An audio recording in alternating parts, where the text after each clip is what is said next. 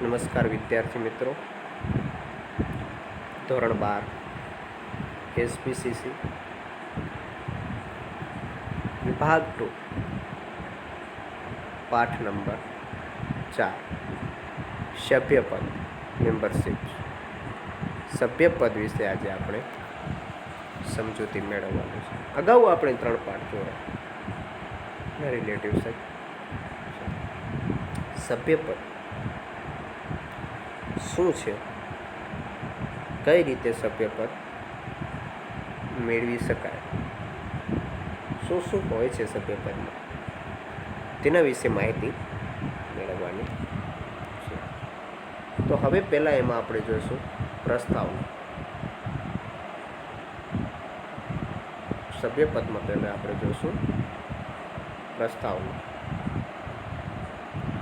પ્રસ્તાવના વિશે માહિતી મેળવી સભ્યપદની. તો કે કંપનીની જામીનગીરીમાં રોકાણ કરવા માટે જાહેર જનતાને વિજ્ઞાપન પત્ર દ્વારા આમંત્રણ આપવામાં આવે છે. કંપનીની જામીનગીરીમાં રોકાણ કરવા માટે જાહેર જનતાને વિજ્ઞાપન પત્ર દ્વારા આમંત્રણ આપવામાં આવે છે.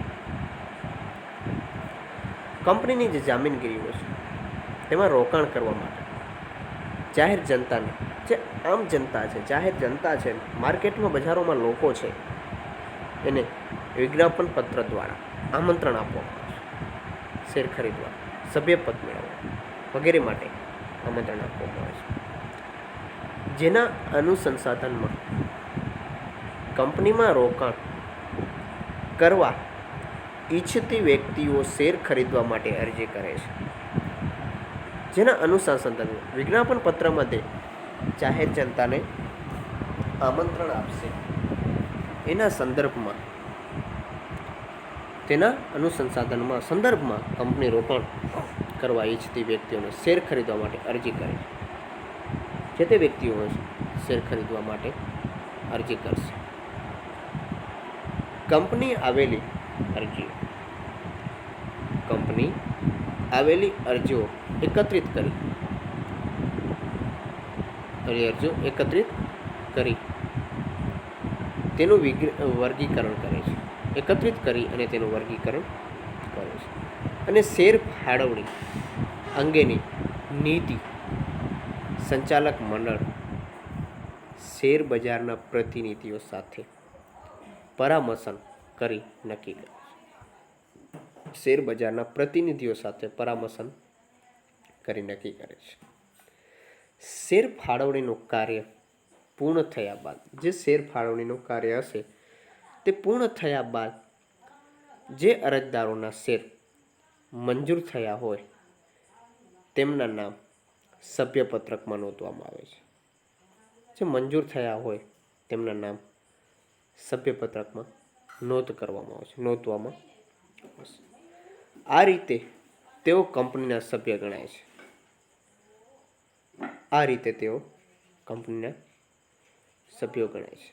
અન્ય રીતે પણ કંપનીનું સભ્યપદ પ્રાપ્ત થઈ શકે છે. બીજી રીતે પણ તે કંપનીનું સભ્યપદ પ્રાપ્ત થઈ શકે છે. સભ્ય થયા બાદ કંપની તરફથી કેટલાક અધિકારો પ્રાપ્ત થાય છે. સભ્ય થયા બાદ કંપની તરફથી કેટલાક અધિકારો હોય છે તે પ્રાપ્ત થાય છે. અને કેટલીક ફરજો પણ અદા કરવી પડે છે. અને તેની ઘણી બધી ફરજો હોય છે તે હંમેશા અદા કરવી પડતી હોય છે. હવે આપણે સભ્યપદમાં જોશું સભ્યપદનો અર્થ અને વ્યાખ્યા. સભ્યપદ શું છે અને તેની વ્યાખ્યા, એમના અર્થ વિશે આજે માહિતી મેળવી. તો જે વ્યક્તિનું નામ લેખિત સહમતિ દ્વારા અથવા શેર અરજી દ્વારા કંપનીના સભ્યપત્રકમાં નોંધ્યો હોય તે કંપનીનો સભ્ય ગણાય છે. જે કંપની સભ્યપત્રક હોય છે તેમાં તેની નોંધણી કરાવેલી હોય તે કંપનીના સભ્ય ગણાય છે. ટૂંકમાં સભ્ય થવા માટે સભ્યની લેખિત સહમતિ અને તેનું નામ સભ્યપત્રકમાં હોવું તે આવશ્યક બાબત છે. ટૂંક સમયમાં સભ્ય થવા માટે સભ્યની લેખિત સહમતિ અને તેનું નામ સભ્યપત્રકમાં હોવું તે આવશ્યક બાબત છે. તેનું નામ અને સભ્યપત્રકમાં હોવું તે આવશ્યક બાબત છે, જરૂરી બાબત છે. હવે વ્યાખ્યા વિશે આપણે માહિતી મેળવીશું. વ્યાખ્યા વિશે આપણે માહિતી મેળવીશું. કંપની ધારા જણાવ્યા મુજબ, કંપની ધારામાં જણાવ્યા મુજબ જે વ્યક્તિએ કંપનીના આવેદનપત્રમાં સહી કરી સભ્ય થવા સહમતિ આપી હોય અને જે અન્ય વ્યક્તિએ કંપનીના સભ્ય અન્ય વ્યક્તિએ કંપનીના સભ્ય થવા લેખિત સહમતિ આપી હોય તે કંપનીનો સભ્ય ગણાય. લેખિતમાં સહમતિ આપી હોય, લેખિત કરાર કરેલો હોય અથવા તો લેખિતમાં સહમતિ આપેલી હોય તો તે કંપનીનો સભ્ય ગણાય છે. કંપની ધારા 2013માં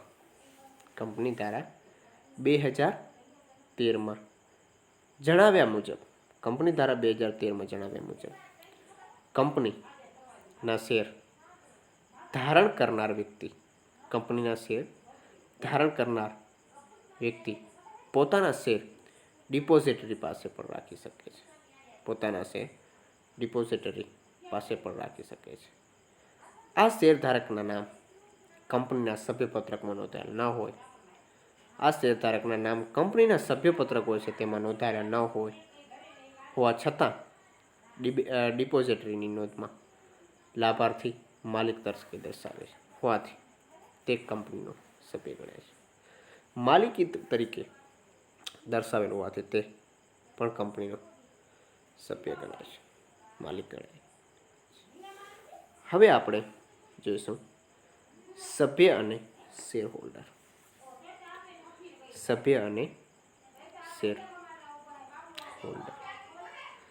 સામાન્ય રીતે સભ્ય અને શેર હોલ્ડર શબ્દ એકબીજાના પર્યાય તરીકે ઉપયોગ કરવામાં આવે છે. એકબીજાના પર્યાય તરીકે તેનો ઉપયોગ કરવામાં આવે છે. વાસ્તવમાં કાયદાની દ્રષ્ટિએ સભ્ય અને શેર હોલ્ડરો વચ્ચે તફાવત જોવા મળે છે. વાસ્તવમાં કાયદાની દ્રષ્ટિએ સભ્ય અને જે શેર હોલ્ડર હોય છે બંને વચ્ચે તફાવત જોવા મળે છે. વિભાવના અલગ અલગ વિભાગ દ્વારા શેર હોલ્ડર વચ્ચે તફાવત જોવા મળે છે. બંને વચ્ચે ઘણા બધા તફાવતો જોવા મળતા હોય છે. હવે આપણે જોઈશું વ્યક્તિ સભ્ય હોય પરંતુ શેર હોલ્ડર ન હોય. વ્યક્તિ સભ્ય હોય પરંતુ શેર હોલ્ડર ન હોય.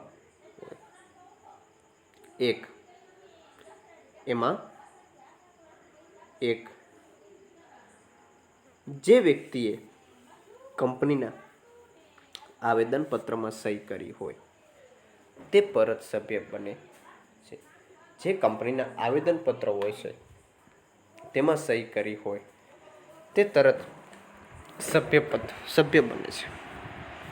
પરંતુ તેણે શેર ખરીદતા ન હોય તો પણ સભ્ય ગણાય છે. પરંતુ તેને શેર પણ ખરીદ્યા ન હોય તો તે સભ્ય ગણાય છે. 2.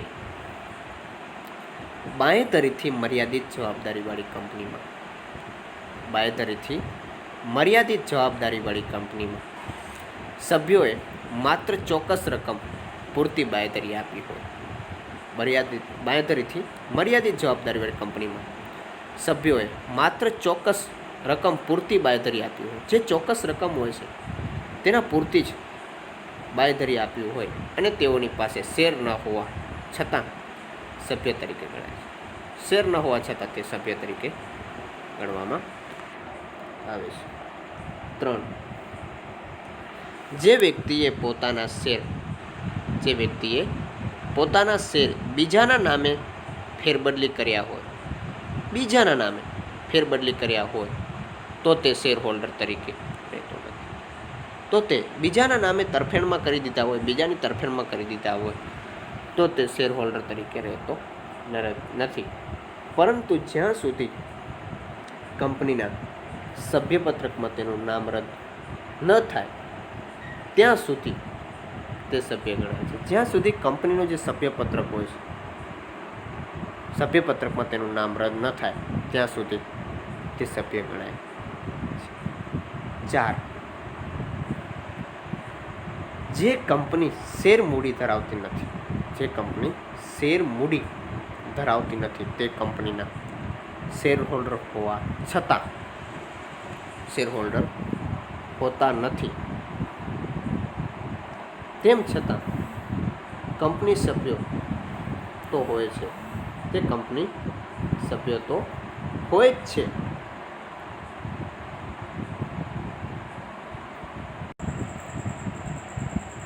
વ્યક્તિ શેર હોલ્ડર હોય પરંતુ સભ્ય ન હોય, વ્યક્તિ શેર હોલ્ડર હોય પરંતુ સભ્ય ન હોય તો એક કંપનીના શેર ખરીદનાર વ્યક્તિ શેર હોલ્ડર ગણાય છે.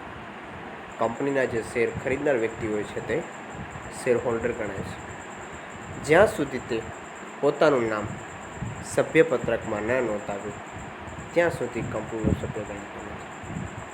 જ્યાં સુધી પોતાનું નામ હોય છે, પોતાનું નામ જે સભ્યપત્રક હોય છે તેમાં ન નોંધાવે ત્યાં સુધી કંપનીનો સભ્ય ગણાતો, ત્યાં સુધી તે કંપનીનો સભ્ય ગણાતો નથી. 2. શેર હોલ્ડરનું અવસાન થતાં, શેર હોલ્ડરનું અવસાન થતાં તેના કાયદેસરના પ્રતિનિધિ શેર હોલ્ડર બને છે. કાયદેસરના પ્રતિનિધિ શેર હોલ્ડર બને છે. જે કાયદેસરના પ્રતિનિધિ હોય છે તે હંમેશા શેર હોલ્ડર બનતા હોય છે. પરંતુ જ્યાં સુધી તેમનું નામ સભ્યપત્રકમાં નોંધાવે નહીં ત્યાં સુધી સભ્ય ગણાય. પરંતુ જ્યાં સુધી તેનું નામ સભ્યપત્રકમાં નોંધાવે નહીં, તેમનું નામ સભ્યપત્રકમાં નોંધાવે નહીં ત્યાં સુધી, સભ્યપત્રકમાં નોંધાવે નહીં ત્યાં સુધી તે સભ્ય ગણાય, ત્યાં સુધી તે સભ્ય ગણાશે.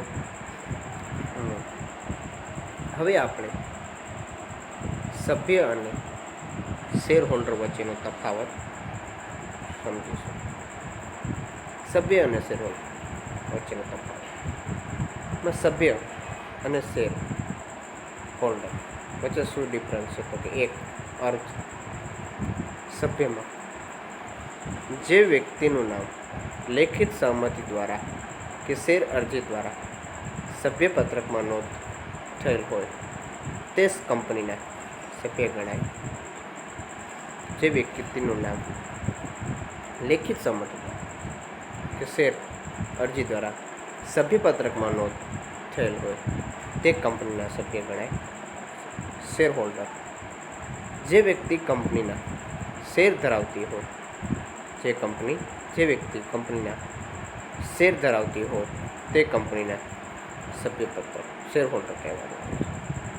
તેને કંપનીના શેર હોલ્ડર કહેવામાં આવે છે. 2. સહી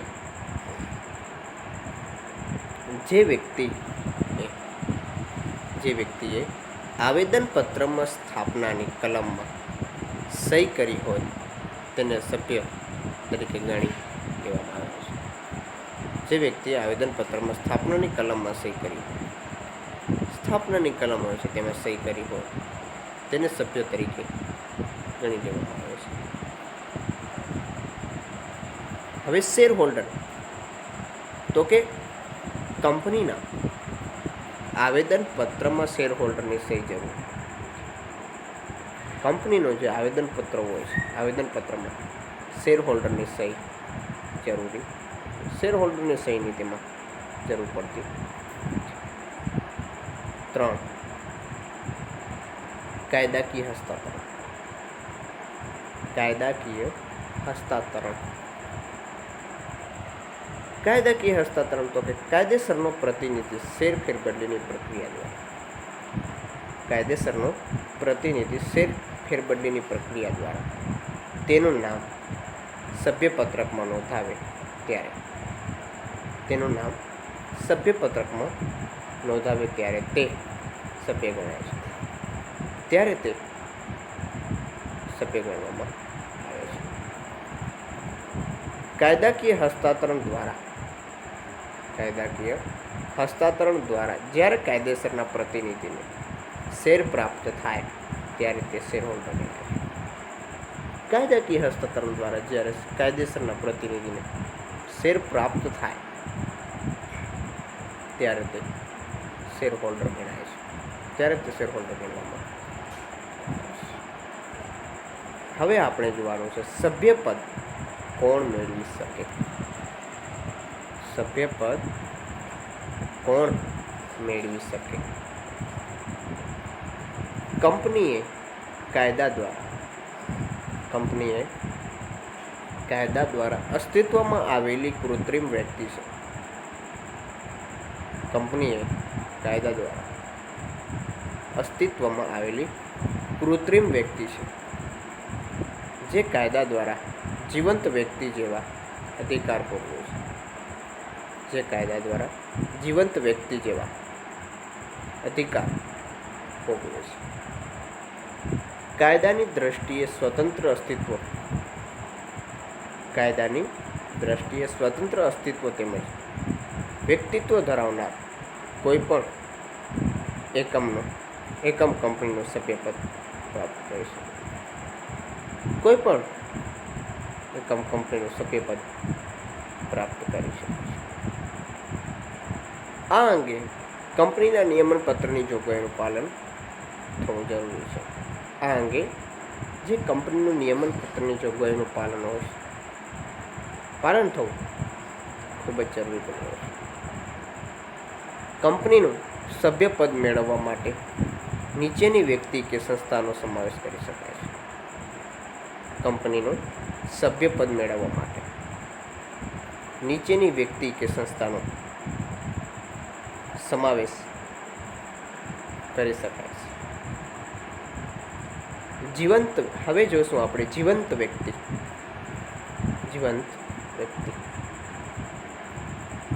કંપનીનું સભ્યપદ એ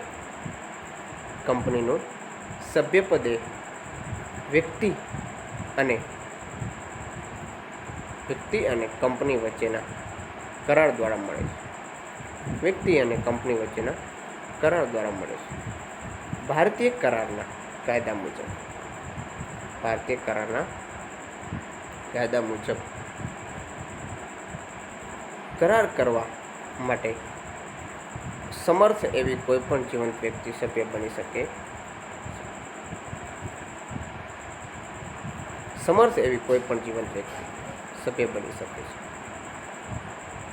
જે વ્યક્તિ કરાર કરવા અસમર્થ છે તેવી વ્યક્તિ સભ્ય બની શકે નહીં. જે વ્યક્તિ કરાર કરવા અસમર્થ છે તેવી વ્યક્તિ, દાખલા તરીકે સગીર, નાદાર, અસ્થિર મગજવાળી વ્યક્તિ, આ સભ્ય ક્યારે બની શકશે નહીં. ભારતીય કાયદા મુજબ કેટલાક સંજોગોમાં સગીરની બાબતમાં અપવાદ સ્વીકારવામાં આવ્યો હોવાથી તે કંપનીનો સભ્ય બની શકે છે. કોઈ પણ અપવાદ હોય તો તે કંપનીનો સભ્ય બની શકે. કોણ? તો કે સગીર બાળક. હવે જોશું આપણે પેઢીના ભાગીદારો. ભાગીદારી પેઢી કાયદાની દ્રષ્ટિએ વ્યક્તિ ન હોવાથી તે સભ્ય બની શકે નહીં.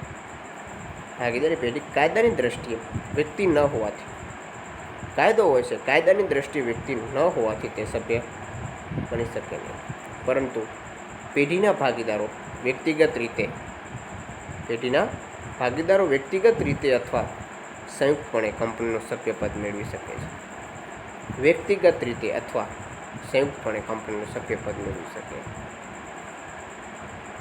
સંયુક્તપણે તે કંપનીનું સભ્યપદ મેળવી શકે છે.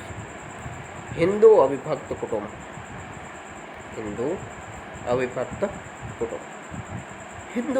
કુટુંબ માત્ર કુટુંબનો કરતા પોતાના કે સંયુક્ત નામે શેર ખરીદીને કંપનીનું સભ્યપદ પ્રાપ્ત કરી શકે છે.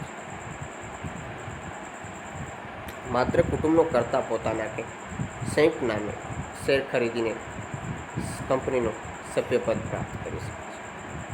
શેર ખરીદીને તેનું સભ્યપદ પ્રાપ્ત કરી શકે. ટ્રસ્ટ. હવે ટ્રસ્ટ નવા કંપની ધારા મુજબ કોઈ પણ ટ્રસ્ટ કંપનીના શેર ખરીદીને સભ્ય બની શકે અને સભ્યપદ પ્રાપ્ત કરી શકે છે. ટ્રસ્ટ તો કે નવા કંપની ધારા મુજબ કોઈ પણ ટ્રસ્ટ કંપનીના શેર ખરીદીને સભ્ય બની શકે છે અને સભ્યપદ પ્રાપ્ત કરી શકે છે.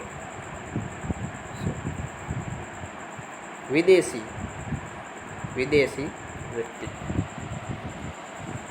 અન્ય દેશની કોઈ પણ વ્યક્તિ ભારતીય કંપનીના શેર ધારણ કરી સભ્ય બની શકે છે.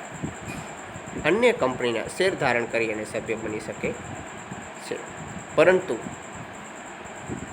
જ્યારે ભારતમાં યુદ્ધકાલીન પરિસ્થિતિ કે કટોકટી જાહેર થાય ત્યારે તે વ્યક્તિ દુશ્મન દેશની હોય તો તેનું સભ્યપદ અને કંપની તરફથી મળતા હકો સ્થગિત કરવામાં આવે છે. યુદ્ધકાલીન પરિસ્થિતિ કે કટોકટી જાહેર થાય ત્યારે તે વ્યક્તિ દુશ્મન દેશની હોય તો તેનું સભ્યપદ અને કંપની તરફથી મળતા હકો સ્થગિત રોકી દેવામાં આવતા હોય છે.